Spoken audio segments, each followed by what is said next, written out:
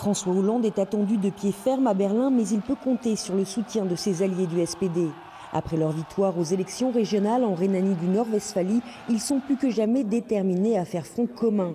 SPD ou PS, c'est le même combat. Il s'agit désormais de briser la stricte discipline budgétaire imposée en Europe par Angela Merkel. Comme François Hollande, nous voulons une Europe plus solide.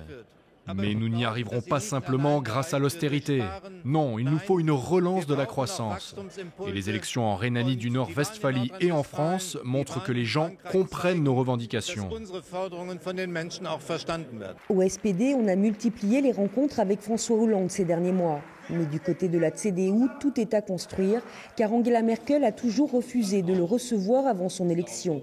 Les conservateurs prennent désormais les devants en vue d'un compromis, mais les négociations risquent d'être difficiles, car pour le parti de la chancelière, la croissance c'est oui, mais pas à n'importe quel prix. Mais nous savons tous que le déficit public qui existe toujours ne nous permet pas du tout une initiative qui aboutit à un déficit encore plus large.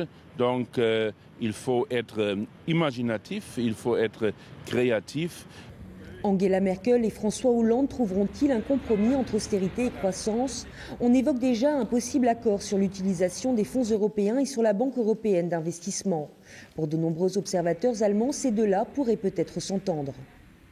Tous les deux, ils aiment bien réfléchir avant de vraiment prendre des décisions.